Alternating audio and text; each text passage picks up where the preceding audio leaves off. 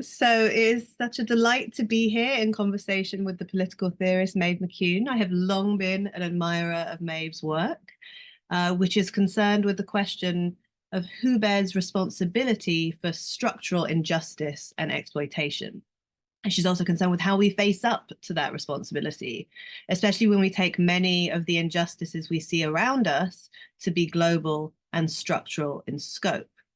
So Maeve has written widely about these themes, as Anthony mentioned, and much else besides. She's written on the political theorist Iris Marion Young, on the neoliberal university, and she's the editor of several volumes on structural injustice. And today we are going to be celebrating her new book here, With Power Comes Responsibility, The Politics of Structural Injustice. So please pick up a copy. It is, I can say, the single best book on structural injustice I have read, and the best book on injustice in general that I have read in a very long time.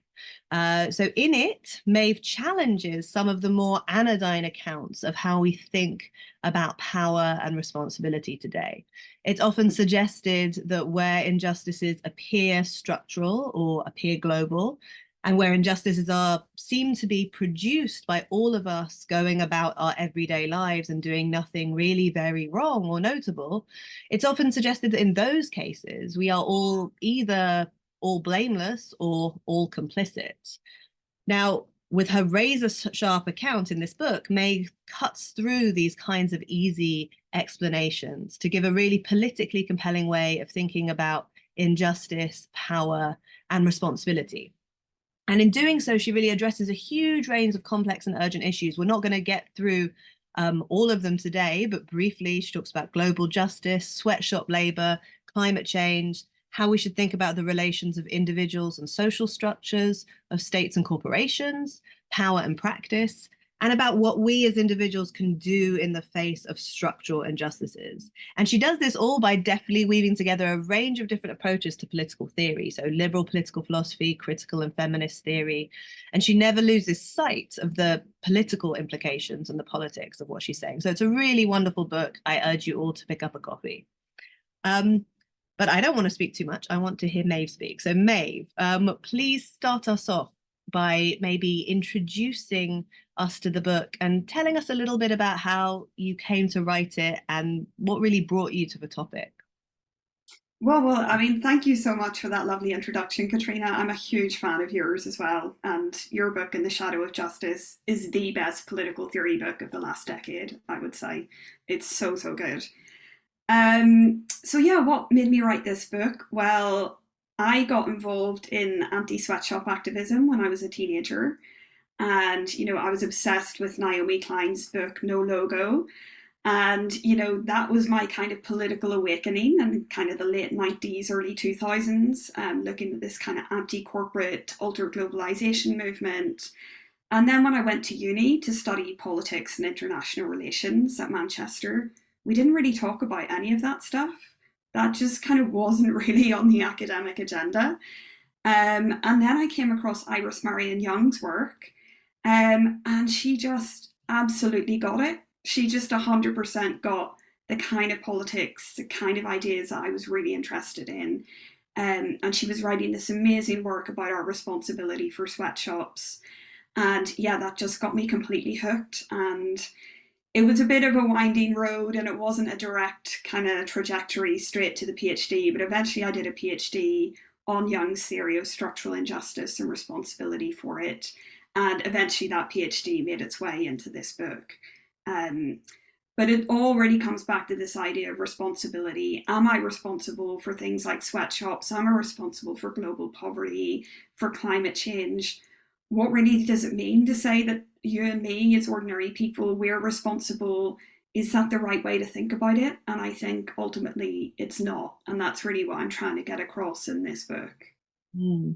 Could you maybe say a little bit more about Iris Marion Young, who she was and what her account of structural injustice was intended to do? And really, she was very influential, and she intervened into a big debate in political theory about justice and responsibility. So if you could give us a little bit of that background, that would be really helpful by way of introduction. So Iris Marion Young, she was a feminist, a critical theorist, and she died in 2006, and she was only 56, so she was very young, which was really tragic because she was a wonderful political theorist. She wrote across a whole range of topics. She sort of started in like Marxist feminism in the 80s, and then she wrote Justice and the Politics of Difference, which came out in 1990, which is a really huge challenge to the Rawlsian justice paradigm, thinking about justice solely in terms of the distribution of resources. And she said, no, we need to think about justice in terms of the domination and oppression of certain social groups who are different from the dominant paradigm, the kind of white male paradigm. And then she went on to write lots of feminist theory and phenomenology, but also about democracy, like her book Inclusion and Democracy. And then eventually she came up with this idea of structural injustice. So the idea of structural injustice came about because she was looking at the global justice debate. And the global justice debate was really, when we look back on it now, I find it quite troubling the way that people were talking about global justice in kind of the 90s and 2000s. But at the time, they didn't really think it was problematic. Wait, say more about what you think is troubling. Yeah, that debate got started with Peter Singer's very famous and influential article, Famine, Affluence and Morality, from 1971. And Singer was concerned with famine that was happening in Bengal at the time. And he came up with this thought experiment where he said, well, look, if you were walking past a small child drowning in a pond, you would save them. And the point of this is if it's in your power to stop suffering, then you're morally obligated to do it. And he then applied this to the famine and said, well, it's within our power, all of us as individuals, to donate money to famine relief and to save people who are dying from this famine. And then this became the start of the global justice debate, and people were like, okay, what do we owe to distant others?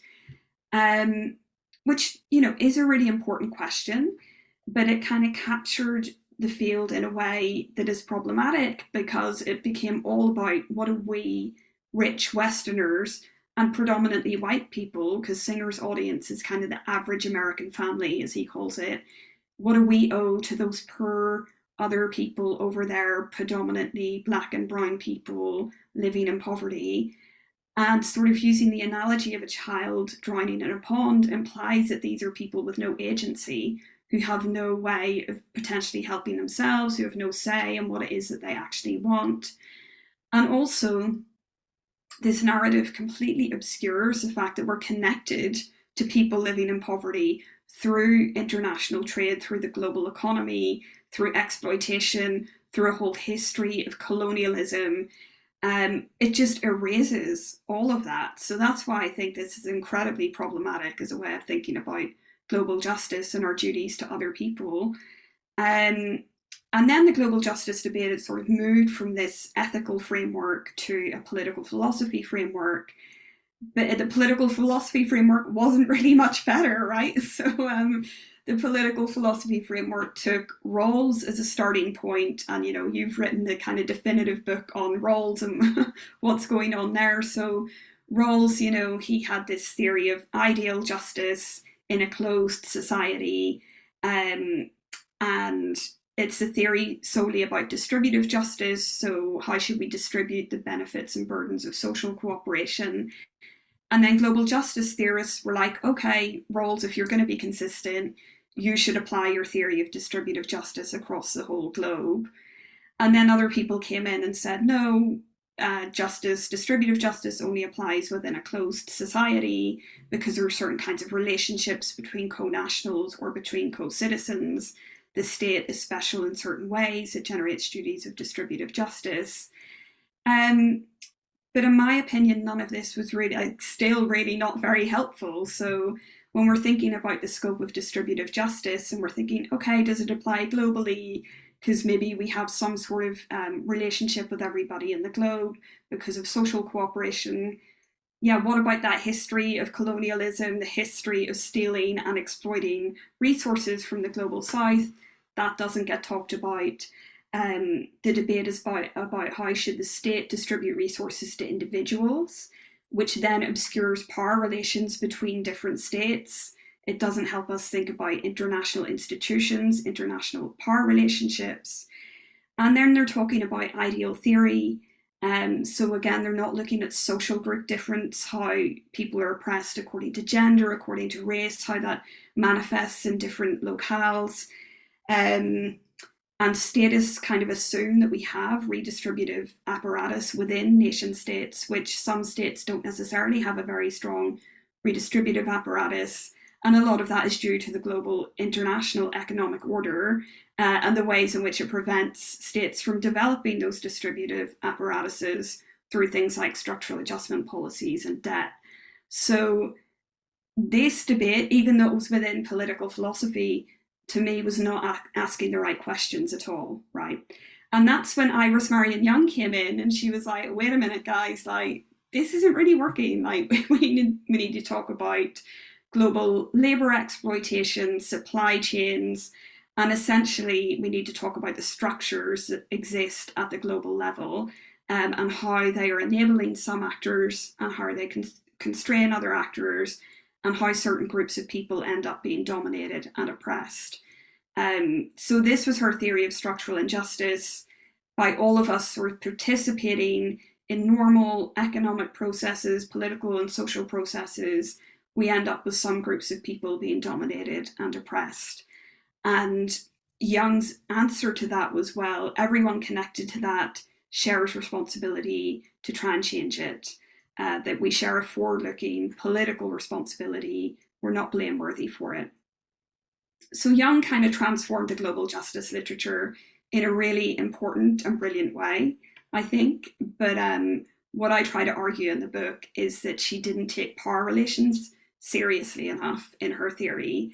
And actually, when we drill down into the kinds of injustices she looked at, so sweatshops, homelessness, we find that there are powerful actors who could do a lot more to address these injustices or are actively perpetuating the injustice because they're getting all sorts of benefits from it.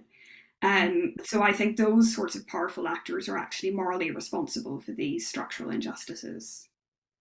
Great. So there's so much to dig down into there. I wanted to ask you to say a little bit more about two concepts you use. So you have this really great line in the book where you say that philosophy or political philosophy has for too long been doused in white liberal guilt, and it's time to start thinking structurally. So can you say a little bit more about what thinking structurally means and what the structure is doing in Iris Marion Young's account of structural injustice? And then the other thing that you're really trying to do in this book, as you say, is you're putting power back in these debates about structural injustice. So after you've told us a little bit about structure, can you then tell us a little bit about why it's so important to bring power back in, and what does bringing power back in do for an account of structural injustice? What does it help us see?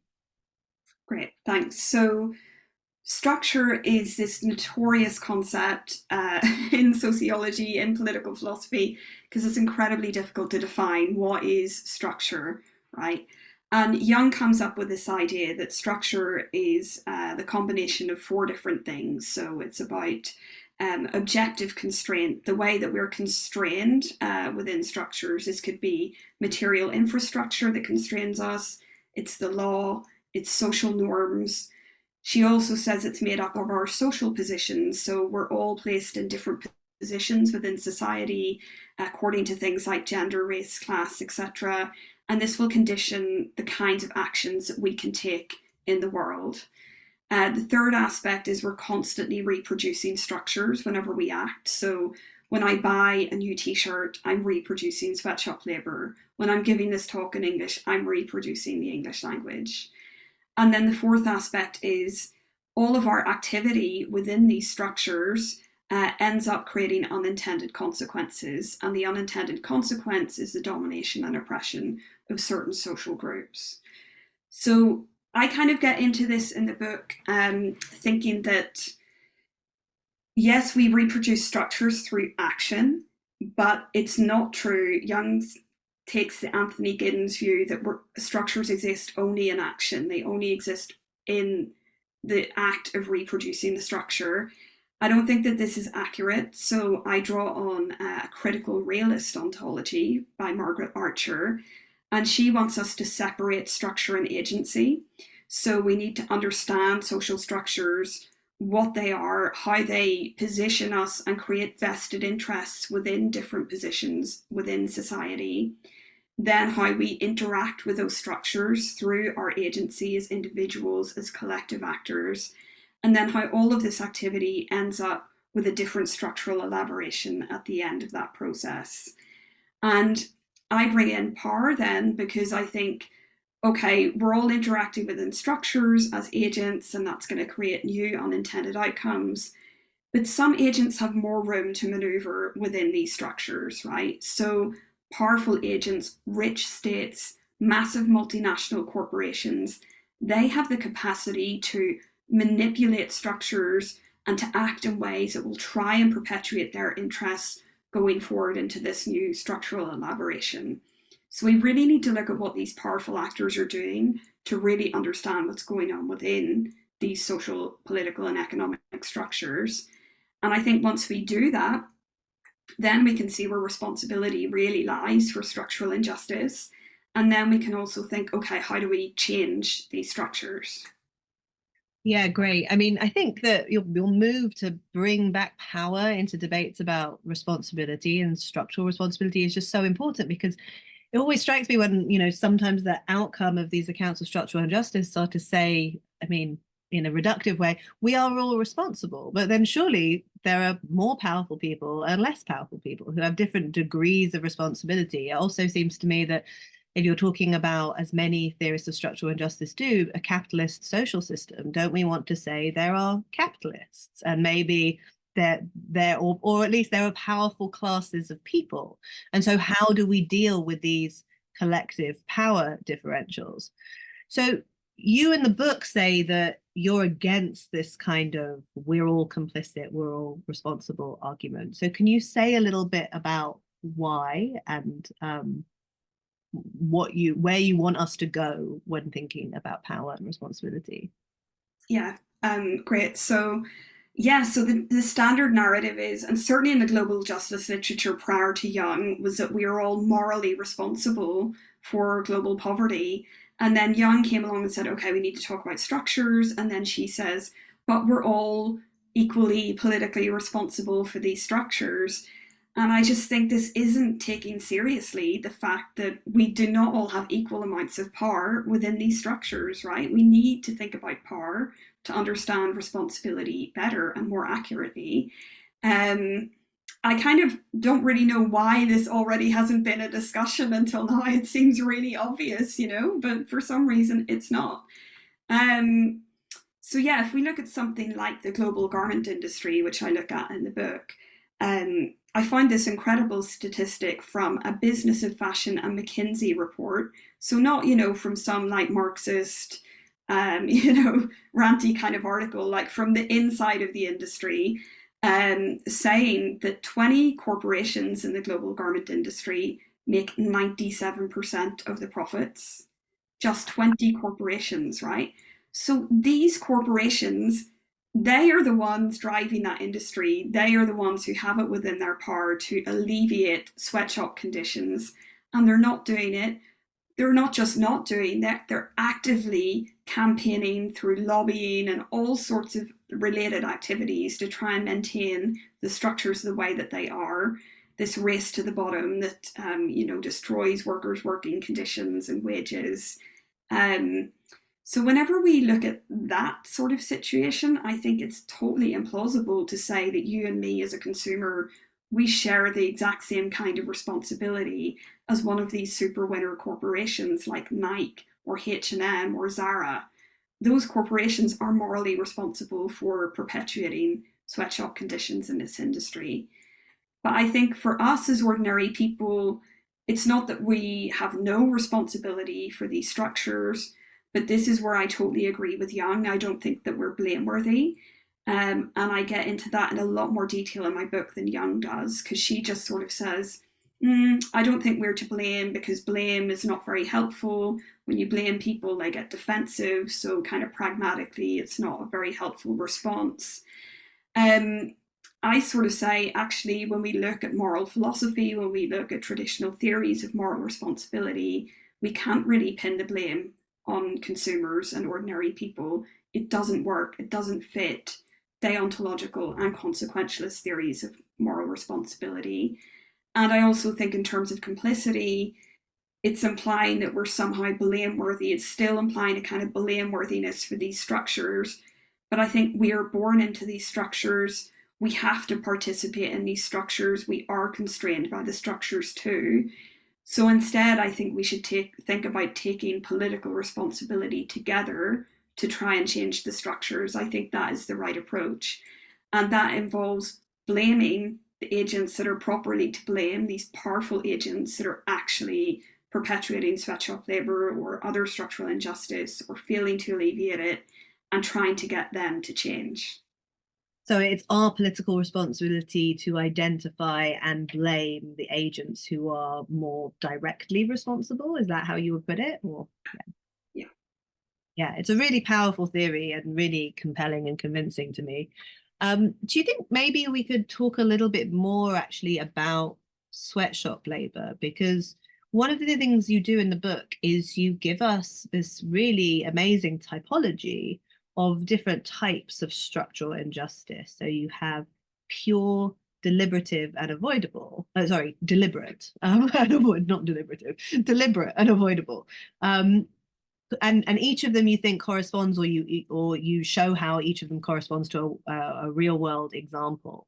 Could you talk a little bit about sweatshop labor, and then maybe we could get to some of the other cases so that we can see what your theory does for us and shows us how, because I think one of the really big contributions of your book, as I said in the start, is always to keep the kind of real world politics very close by. So this isn't, as you say, kind of ideal theory about how the world might be. You're actually really in the nitty gritty of actually how global economic corporations, global exploitation, and so on actually operate. So tell us a little bit more.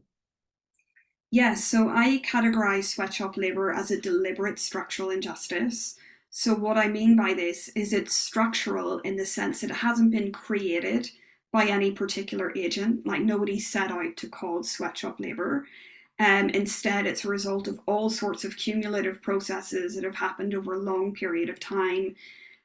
So if we're thinking about sweatshops, we can, at least the way they exist in the world now, we can trace it back to the 70s, a kind of period of decolonisation. We had this whole new reserve of cheap labour in the global south that became available. We then had processes of transportation and communication, which made it possible to outsource production and manufacturing across the globe. Um, all of these things kind of came together to create the conditions for sweatshops. What we also have are women who are predominantly sweatshop workers were positioned to be sweatshop workers because things like they learned how to sew at home, so they didn't need to be trained.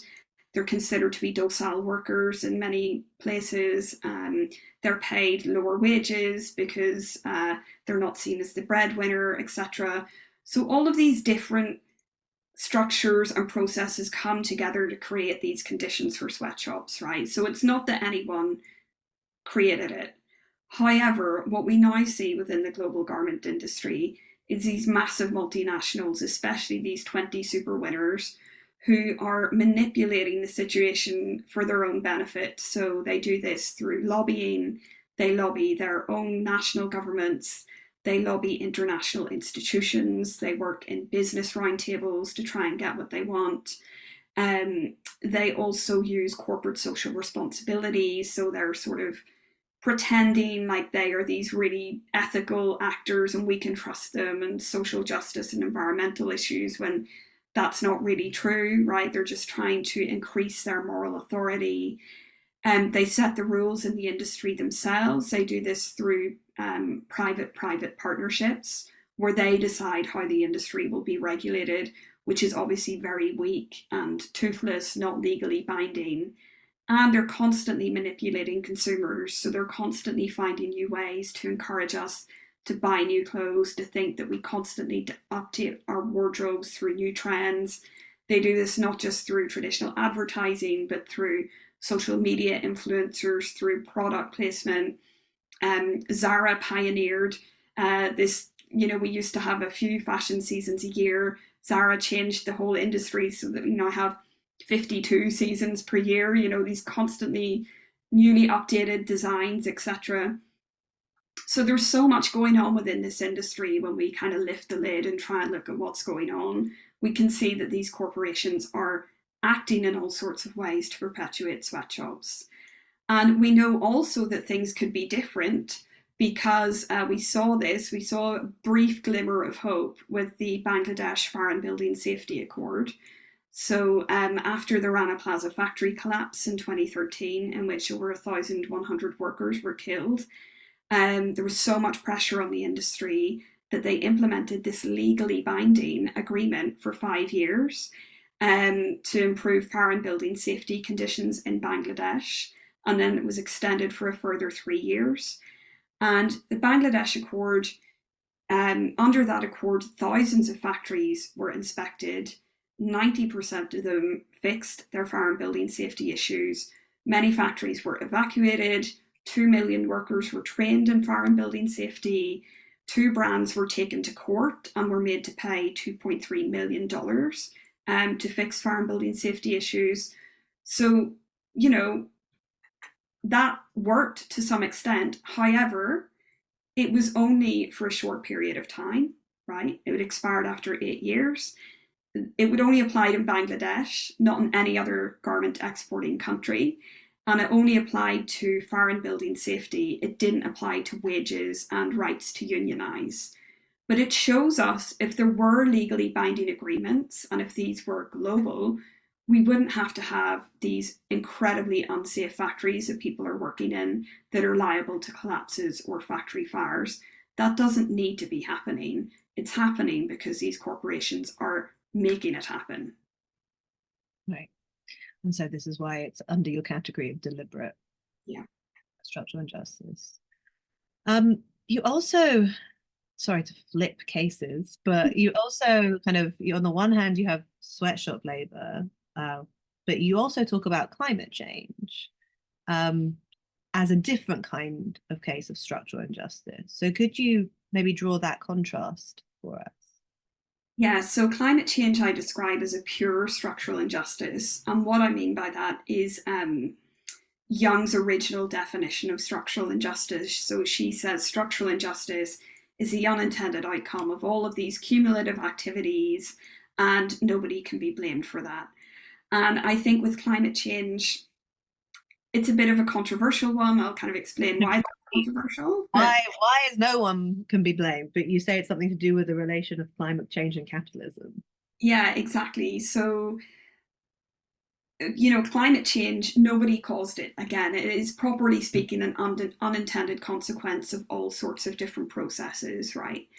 And until 1990, which is kind of the date that's usually assumed in the literature when our consciousness about this changed, up until that point, there was debate about whether it was happening, and there was debate about whether humans were responsible for causing it.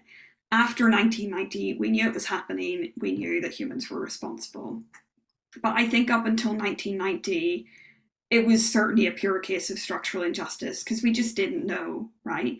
Instead, what had happened was, we discovered fossil fuels, we discovered plastics, we discovered all sorts of things that we could do and create with oil, to the point where oil, our whole economy now is pretty much dependent on the use of oil. It is in so many of our products and services, it's pretty much impossible to avoid it. It's, as Nancy Fraser puts it, it's baked into the system, right? Now, after 1990, this is when the fossil fuel disinformation campaign went into overdrive, and this is when these corporations were sort of obfuscating change on climate change. They were propagating climate denialism, casting doubt on the science. We had governments sort of in cahoots with the fossil fuel industry, not doing enough about climate change. That's still the problem today. And I think they're all blameworthy for all of that behaviour However, I still think that it's probably a pure structural injustice in the sense that it is so baked into the system that we need total system overhaul if we're really going to do something about climate change. I'm not convinced by arguments about technological fixes, about somehow we can moderate capitalism and create green capitalism.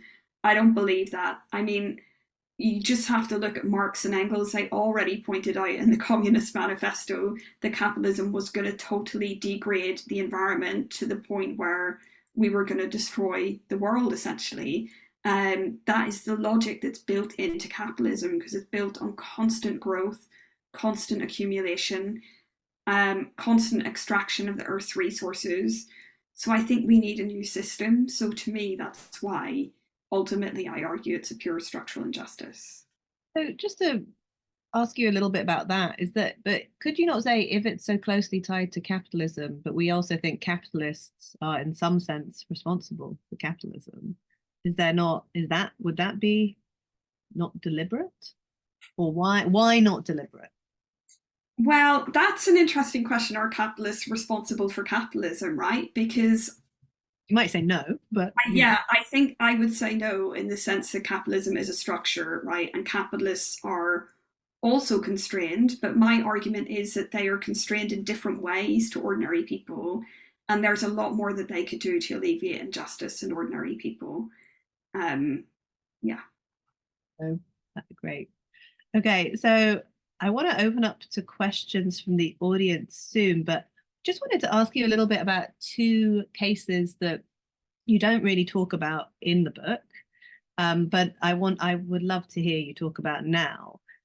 One actually you do talk about a little bit, which is the case of, well, the situations facing academics in neoliberal universities, and you talk about this in really what I think is a really powerful critique of academic precarity in your acknowledgement section, which is one of the most powerful and unusual acknowledgement sections I've ever read. So I wondered if you could say a little bit more about that, whether the kind of situations that you see in precarious labor markets and within the universities, or the plight of universities in general, features as a kind of structural injustice case. And then also because it's hard not to think about this when I was reading your book, if you might speak a little bit about the genocide in Gaza and our responsibilities towards people in Gaza. Yeah, sure. So in terms of the university, yeah, so this acknowledgement section, I discuss my kind of struggles within academia, struggles I've experienced as a disabled person. So I have epilepsy, which has really interfered with my academic career. And I've been in the precarious job market for a long time. Um, this has really divided the crowd. It seems like a real Marmite kind of situation because some people think the acknowledgement section is just like an off-putting rant. But a lot Really important. Yeah. other people, yeah, I don't know, other people have loved it, right? And I've had emails actually from people all over the world saying, oh my God, finally somebody's, acknowledging this and writing about it. And I've had similar experiences and like, thank you for writing that. So I think those people are my audience, really, people who've experienced this kind of job precarity in academia. I do note, in the acknowledgements, like this might seem like an insignificant issue when we're comparing it to labor exploitation, climate crisis, poverty. Um, However, I think we do need to talk about it in the sense that I think education is something everyone in the world should have access to. It should be free for everybody.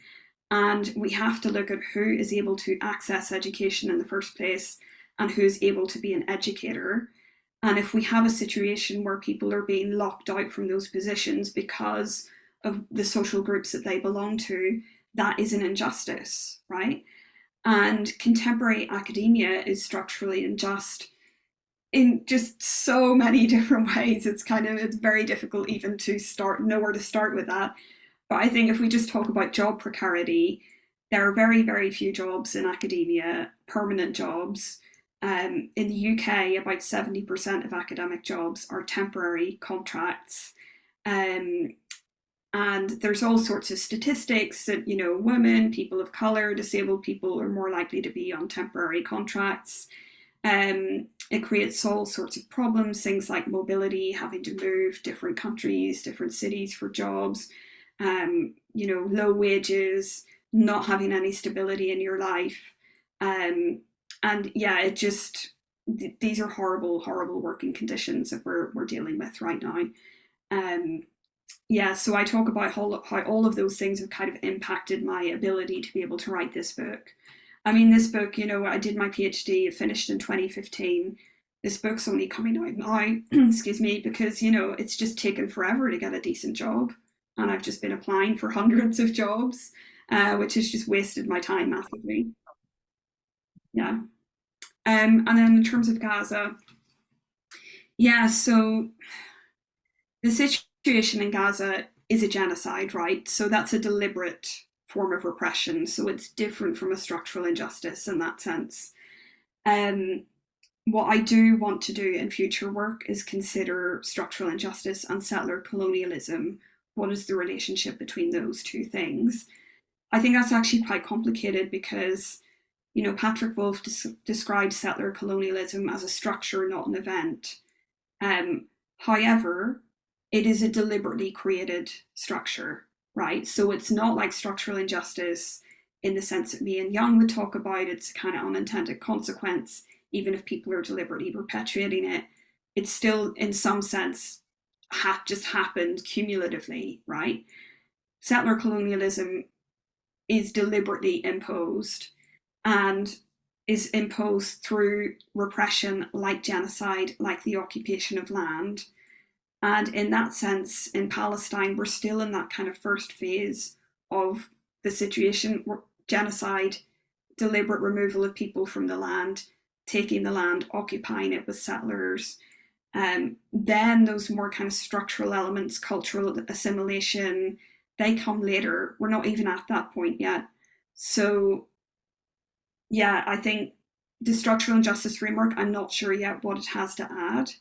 Mhm. But in terms of our responsibility, because this is a form of deliberate repression and because our governments are implicated in it, like I think in our lifetimes, this is the first, it's not the first genocide, certainly, but it's the first Western backed genocide. I think we do have some sort of complicity in that. And I do think we should be doing whatever we can to speak out and to support people in Gaza. Yeah. No, thank you, Maeve. On that note, not so cheerful, but I guess talking about structural injustice is never cheerful. But I would like to open up to the Q&A. I think Anthony, you're going to appear back for this. Hi, wait. I am. Sorry, I'm just gonna switch something off that may interfere with the internet connection. Okay, so let's jump in. We have quite a lot of really good questions. Thank you for them. I'll just start with the first one that came in from D. Smith, who asks, how do we deal with what seems to me to be a fundamental problem, which is the fact that people and groups of people do not agree among or even within societies about the values on which justice is based, or even on what a good life should be? In particular, people in non-Western countries increasingly see the imposition of Western values as a kind of post-colonial systemic colonialism. How should this be addressed going forward? Big question. Maeve, do you want to have a go? Yeah, it is a really big question. And I think this is one of the reasons we have to object to the kind of previous global justice debate, which thought of justice in terms of a kind of Western liberal conception of justice and then thought that this should apply globally. I don't really think that's an appropriate way to think about justice. Rather, I agree with Iris Marion Young, who says we should focus on injustice, injustice being domination and oppression. And then the question is, how do we eliminate those things rather than what ideally justice should look like? Because I agree with you, what justice looks like is just totally contestable, right? It's contestable even within a liberal democratic society. We can't agree what actually justice is. So to think that we're going to have a global conception of that, I think is problematic. Instead, if we can identify injustices and start from there, to me, that's a better way of thinking about it. But I don't know, Katrina, if you've got something to add on that. I agree with you, Maeve. Question, so I'm not going to try and tackle it. Okay. Okay, thank you, Dee. So we'll move on to a question from Bob, who congratulates you, Maeve, on an outstanding book. Says, you seem to draw a distinction between those who are powerful enough to bear forward-looking responsibility for addressing injustices versus non-powerful actors. Do non-powerful actors have agency and responsibility to press these actors to do so, on the belief that unless pressed, many will not take such actions? Otherwise, we have agency and responsibility as well. Yes? What is the extent and nature of some responsibility if you believe it exists? Yeah, so the distinction I want to make in the book is that powerful agents are morally responsible for structural injustice if it's within their capacity to do something about it or if they're deliberately perpetuating it. But ordinary individuals, our responsibility is to work collectively to try and push the powerful for change, right? So that's our political responsibility, is to work with each other in a spirit of solidarity to try and push the powerful for change. And this is actually very demanding because one of the things that was criticized in the global justice debate, someone like Peter Singer, saying, oh, we have to give up all of our money, our spare income to charity, to poverty relief. And people were like, that's too demanding. Nobody can do that. And then there was this whole kind of worry about how demanding should morality be in the context of global justice. And this framework, it might seem non-demanding in the sense that we're not morally responsible, in my view and in Young's view, but actually we're asking people to do something a bit different, which is to work politically, and that actually is very time-consuming and can be very difficult, and to work in a solidaristic way with other people, especially the victims of structural injustice, because this is about working together in a non-patronizing and respectful way, rather than a way where sort of white Western people go in and say, oh, we know what you sweatshop workers want. We absolutely don't know. We have to work with them. We have to work with our unions. We have to do this collaboratively.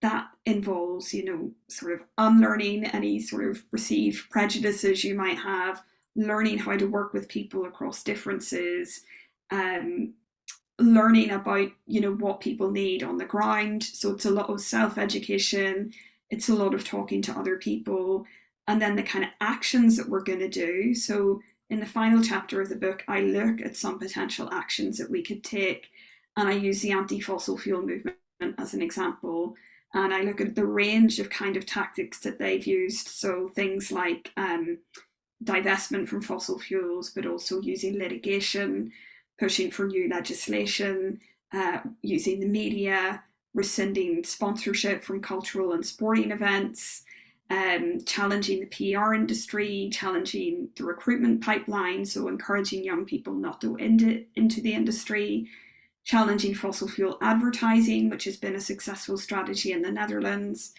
So fighting on multiple different fronts. In fact, there's so much you can do, and there's so much to do. You could spend your whole life doing this, and you still wouldn't be addressing all of the structural injustices out there. So my recommendation is you use the skills and resources and time available to you to do what you can, essentially. So, but yeah, it's actually quite demanding of ordinary people, I would say. Thank you so much, Maeve. Katrina, would you like to follow up on Bob's question or Maeve's response to it? Let's take some more questions so we don't run out of time. I want to hear what Maeve has to say. Okay, well, the next one from Alice, I kind of feel like you may have already just answered it, but I like the style of the question, so I thought I'd read it. She says, I'm not sure if this is a philosophical question, more like something written to an agony aunt, but ... For a while, I was quite obsessed with ethical consumerism, avoiding Amazon, etc. Now I've kind of given in and buy off Amazon because it's easy and cheap, but my conscience is not at ease. I feel weakened. What should I do? Well, no, this is a perfect question. First, I love agony aunt columns. I'm always reading them. So yeah, fair enough. Yeah, so this gets to the point that we are structurally constrained, right? The fact that it's more convenient to shop off Amazon is because we are time poor, resource poor. We don't have time necessarily to research all the different corporations and try and do everything ethically, and trying to source everything ethically can like mean going to all of these different shops and spending all of your free time doing that when you could just order it from Amazon, which you kind of need to do in your really busy life, right? Um, so I totally understand how that happens. It's because we're structurally constrained, right? Now, there is a sort of strain of thought in the philosophical literature that says the response to these unjust structures is ethical consumerism, right? And we should be doing socially conscious consumerism, and that socially conscious consumers are the avant-garde of contemporary ethics, as Kate Supper puts it. Now, I sort of looked into who socially conscious consumers are, and it tends to be middle class white women. And I don't really want to say that this group of people is the avant garde of contemporary ethics, right? Because it implies that people who are not from that social group and not doing these things are somehow blameworthy or bad people. Um, and that's just not true, right? Not everyone has the time or the money to get involved in socially conscious consumerism. And I don't think it would be appropriate to say that those are bad or blameworthy people because they're not doing it. And I think ultimately, at the end of the day, sure, demand matters and buying these things matters. But what matters more is trying to challenge the structures themselves and trying to challenge these corporations. So instead of opting out of these corporations, we could be writing to the corporations, what are you doing about your labor practices? We could be supporting the Amazon workers who go on strike. We could be, getting involved in other strike activity ourselves. To me, that's more critical than the actual buying of conscious products, right? Ethically conscious products. I'm not saying don't do it, but I don't think it's the only solution. I don't think you need to feel guilty if you end up not doing that, because not everyone can do that. Not everyone has to do that. What we want is that production processes themselves are ethical. So then we all end up just buying decent products rather than, products produced through exploitation. And to get to that point requires changing the structure. Could we at this point bring in a question from Aruvi, which I think is really kind of speaks to what May's been talking about now. Yeah, She's go for it. If you can read it out, Katrina, that would be super. great. So she says, the idea that political responsibility falls upon the least powerful in the structure to identify and blame or call out the more powerful, causing the more damage, kind of sounds like an unending circle, as the activists and whistleblowers are the one with the least power in the power relations, and with bureaucratic suppression of dissent and activism, the powerful keep forming a team of sorts. So the question is, how much hope do you see for the structural power imbalances to balance out, if ever? Or is it the wrong question to ask about power balances?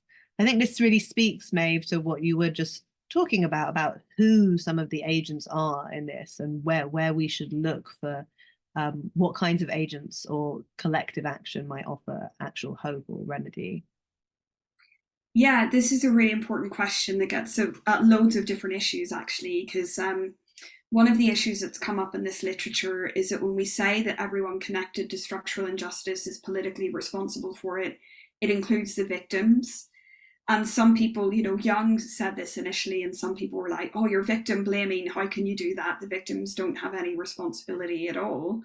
And Young was saying, no, they are agents who could collectively organize, right? And that's something we have to recognize. And also, they know most about the injustices that they're experiencing. So we have to listen to them and work with them to try and do something about it. And the example that she gave was the anti-sweatshop movement boycotting many different corporations. And actually, boycotts weren't necessarily what sweatshop workers wanted, because when you boycott, factories get closed and people lose their jobs. What they wanted were decent jobs, right? Not to lose their job. So this was an example of where we needed to work with the victims in order to create the right kind of outcome. But then the question gets at, okay, but aren't we just going to be in this constant battle of sort of activists fighting the powerful, and the powerful will regroup and sort of find a new strategy? Yeah, I think, but isn't that what we're living through?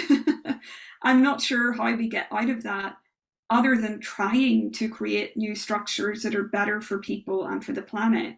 And that is going to be a long, painful process. I don't think there's a kind of silver bullet for how we get from here to there. I think it's just going to be this constant cycle of activism and being responsive to constantly changing circumstances and changing our tactics, changing our strategies depending on how the structures evolve. Yeah, I just think that that's the way that it is, sadly. That note, Katrina, any preferences for what may well be the final question of the oh, well, event? actually, I sort of do have one, because I'd like to hear Maeve speak to this too, which is Susan Brown says, quite simple question. Do you have anything to add about gender to your power and inequality? But really, I want to kind of push the question about gender, because I know that you're a feminist and interested in these questions. And so I wondered, and actually throughout the book, you really do bring out the gendered nature of the various forms of oppression, domination, and justice that you're looking at. But could you maybe speak to that for us in closing? Yeah, so gender, I mean, it comes in like so many different ways, right? So if we think about gender just in the sweatshop situation, just because it's on my mind now, who are the people who are mostly buying these sweatshop produced clothes, right? It's mostly young women, because young women are targeted by this industry in so many different ways to, they're told that they're not good enough, they're not attractive enough, and the way to be cool and attractive is to constantly buy new clothes.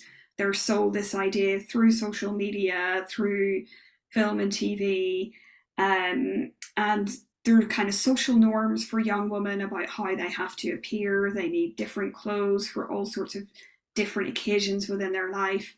They're made to feel like they have to be on trend, up to date, and they end up spending a lot of money on these kinds of clothes, usually sweatshop produced clothes. And then you have maybe older women, middle class older women, who think, oh, well, I'm morally blameworthy if I buy those kinds of clothes. And they might actually be blaming younger women for their participation in these practices. And I think, and also who's making these clothes? Oh, it's mostly women in sweatshops in global south countries, right? So gender factors into this, at every step of the way. And who ultimately is powerful in these structures and who's making all the money? It's mostly men, right? Male CEOs of these companies, male shareholders in these companies. So yeah, we can't ignore gender, but gender doesn't really change my overall perspective, which is that the powerful agents, maybe some of them are women CEOs, maybe some of these corporations are, women run, they're still blameworthy, right? That doesn't change it for me at all. And we are still politically responsible. And I think instead of burdening women for being bad consumers or putting some women on a pedestal as like the good ethical consumers, all of that is just kind of ick to me. Like, I think we just need to recognize we're all constrained. Some of us are enabled by structures, and we should take responsibility together to try and change them.